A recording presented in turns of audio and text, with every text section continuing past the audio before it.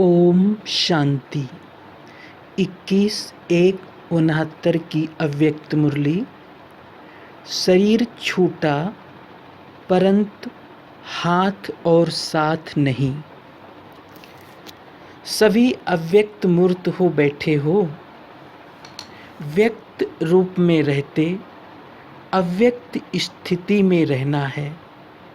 जब अव्यक्त स्थिति में स्थित हो जाएंगे तो उस अव्यक्त स्थिति में कोई उलझन नहीं रहेगी।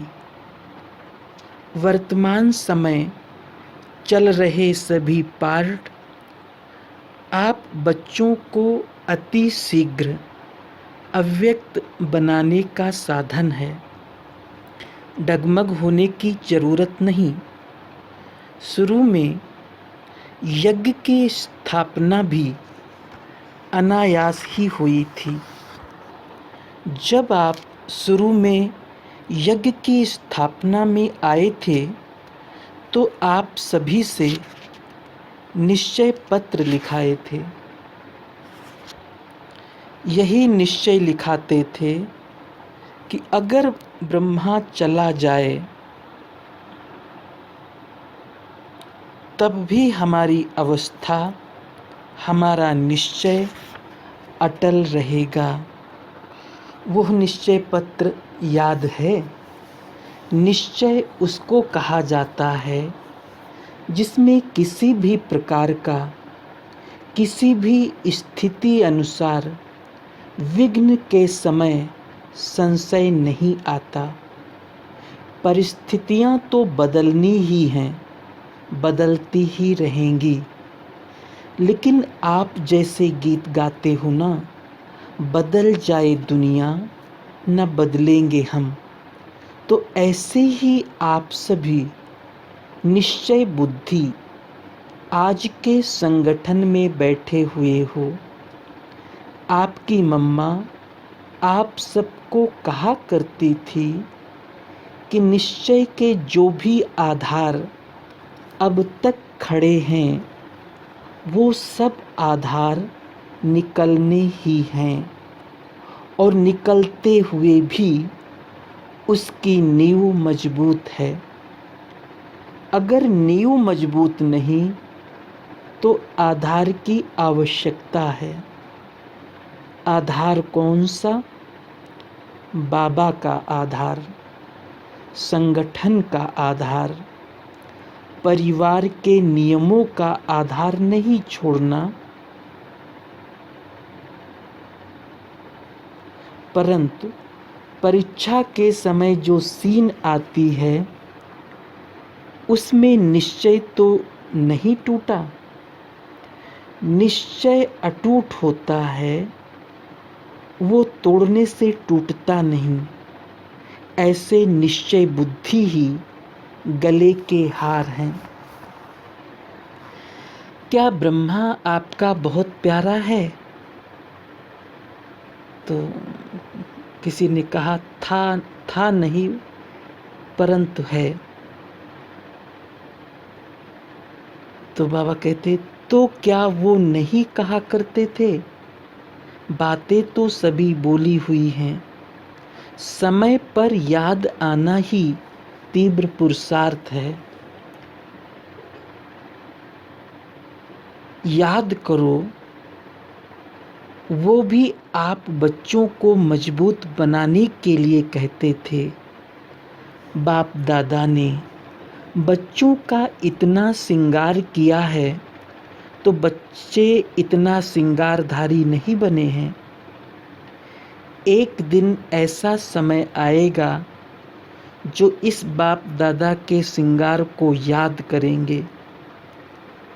तो अभी वो समय है।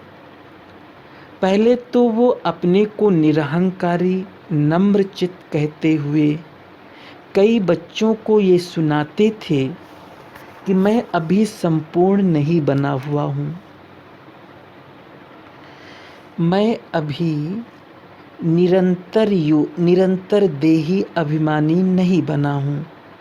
लेकिन आपने अपने अनुभव के आधार से 3-4 मास के अंदर ध्यान दिया होगा, सम्मुख मिलने का सौभाग्य प्राप्त हुआ होगा, तो अनुभव किया होगा कि ये ब्रह्मा अब साकारी नहीं लेकिन अव्यक्त आकारी रूपधारी है। कुछ वर्ष पहले ब्रह्मा छोटी छोटी बातें सुनते थे, समय देते थे, लेकिन अब क्या देखा?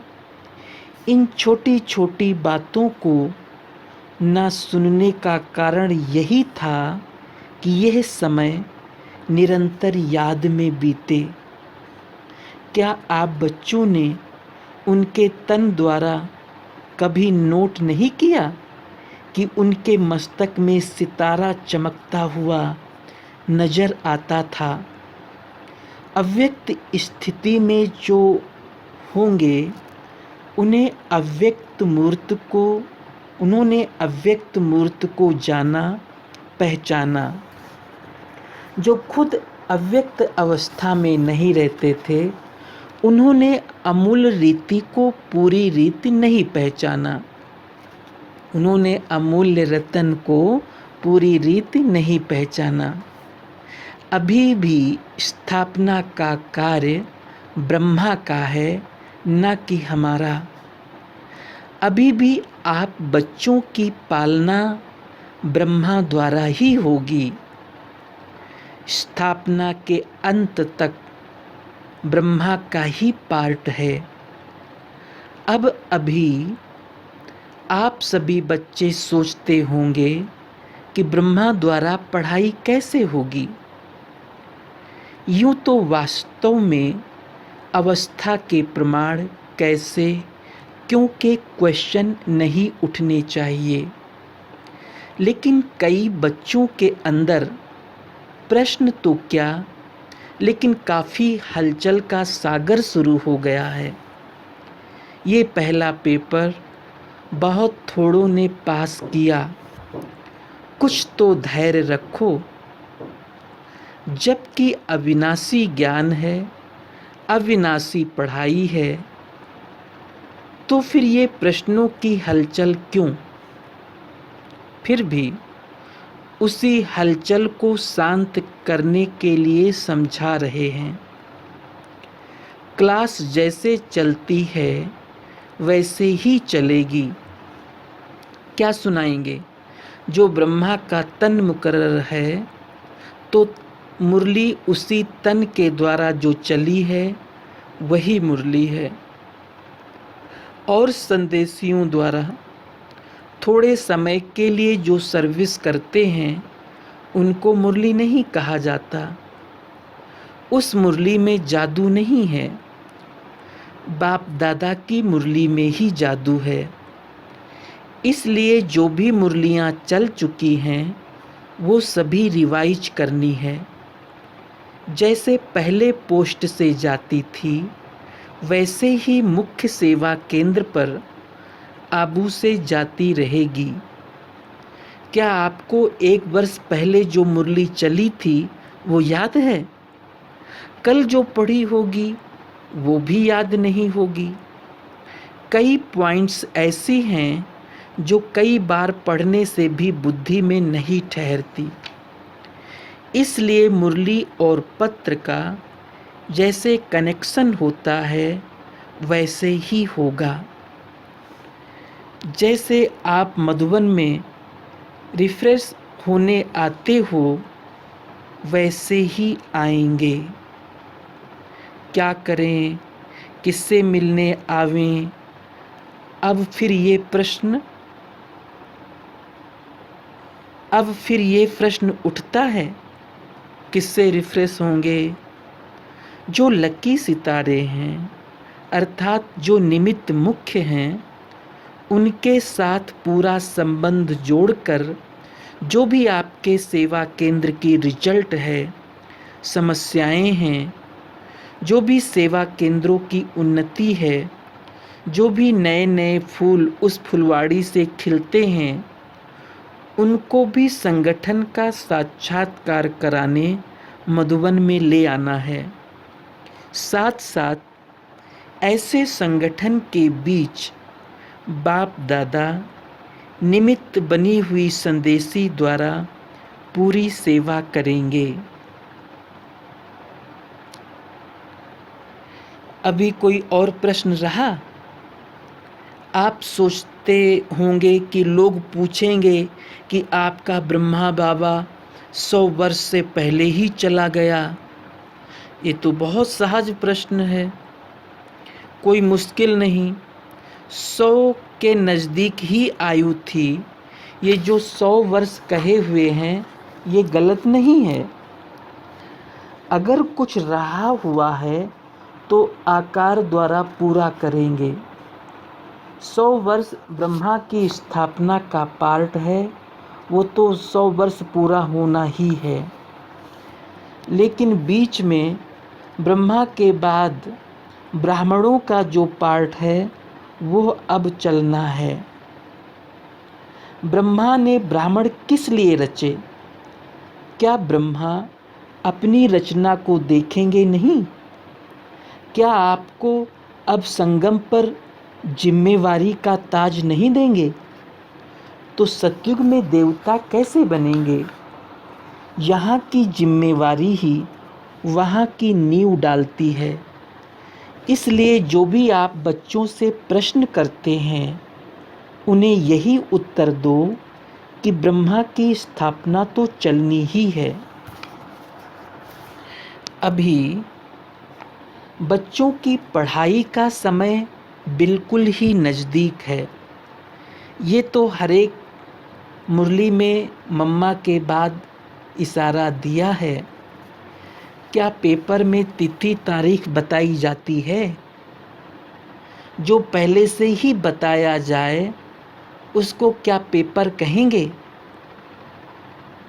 पेपर वो होता है जो अचानक होता है। किसके मन में जो होता है वो अचानक नहीं कहलाता। रिजल्ट में क्या देखा? पूरे पास नहीं हुए, कुछ ना कुछ कमी 1-2 में देखी। फिर भी बहुत अच्छा, क्योंकि समय पुरुषार्थ का है। उस प्रमाण रिजल्ट अच्छी ही कहेंगे। बाकी तो बाप और दादा दोनों ही एक बात पर खुश थे। वो कौन सी? बच्चों ने संगठन और स्नेह दोनों का सबूत दिया। ब्रह्मा वतन से देख रहे थे कि कैसे कैसे कोई आता है, कब कब आता है, किस रुहाब से आता है, किस स्थिति से मिलते हैं। यह रिजल्ट भी बाप दादा दोनों ही इकट्ठा देखते रहे।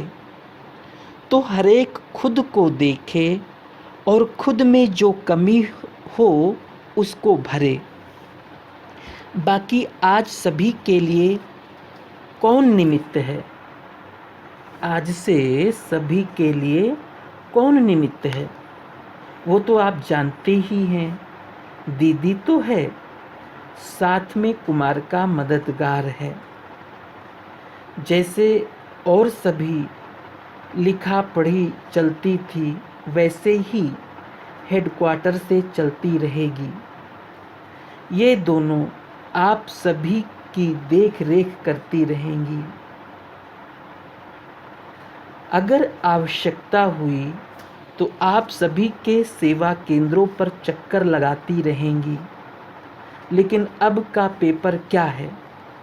ये तो अचानक पेपर निकला, परंतु जो आने वाला पेपर है वो बताते हैं।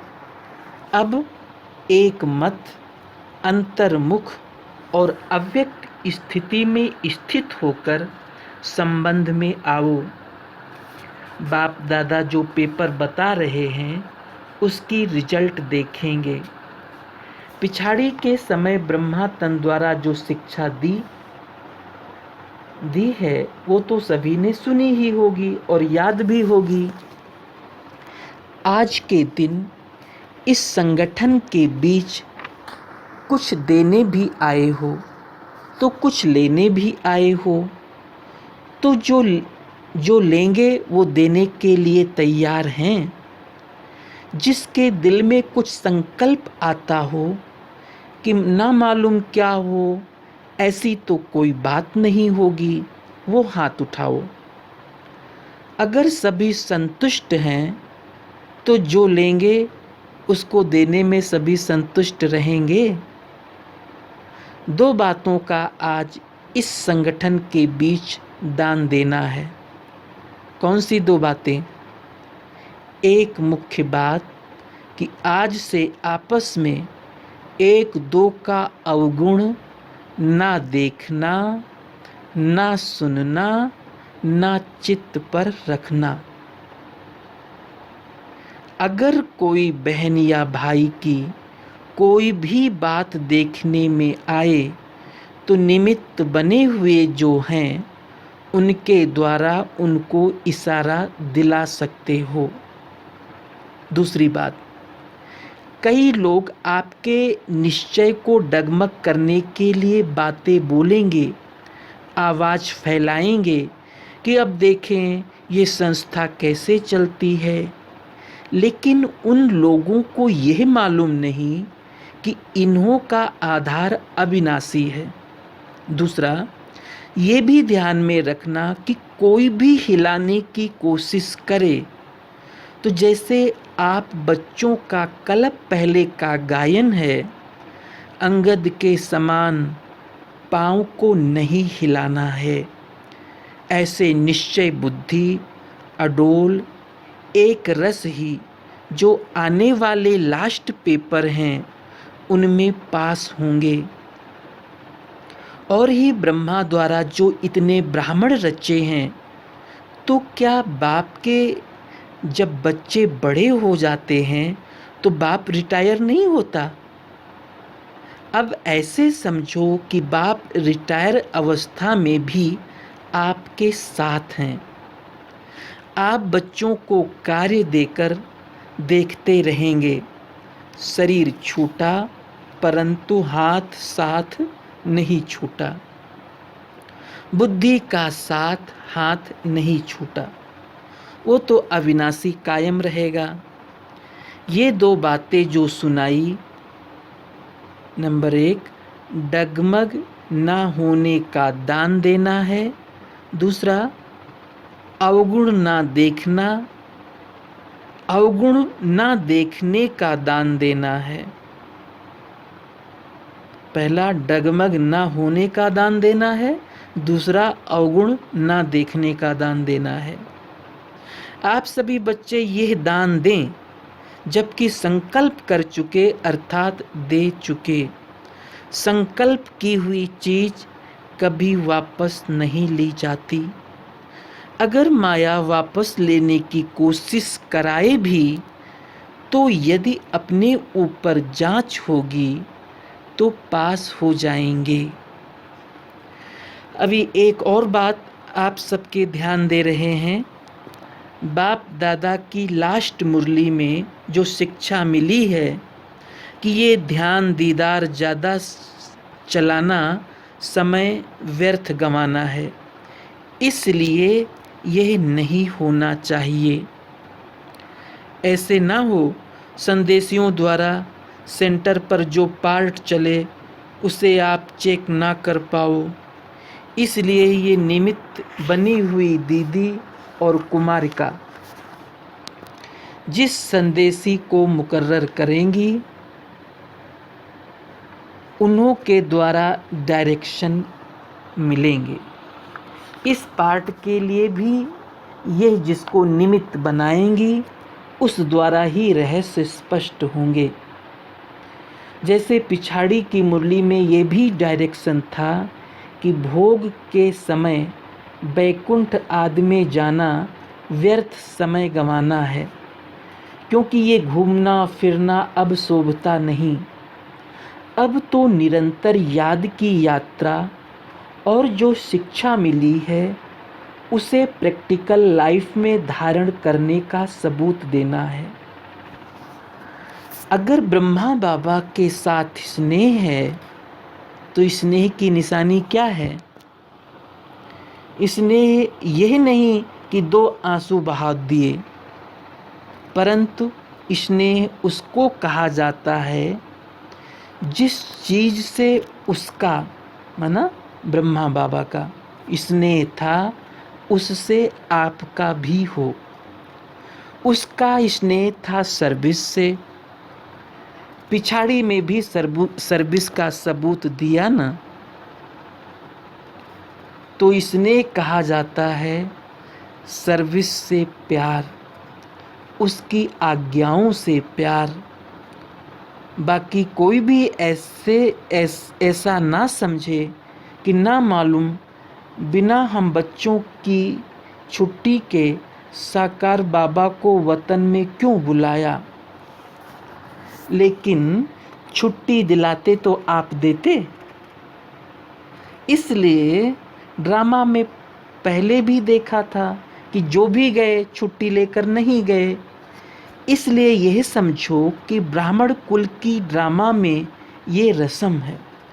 जो ड्रामा में नूधी हुई है वो रस्म चली।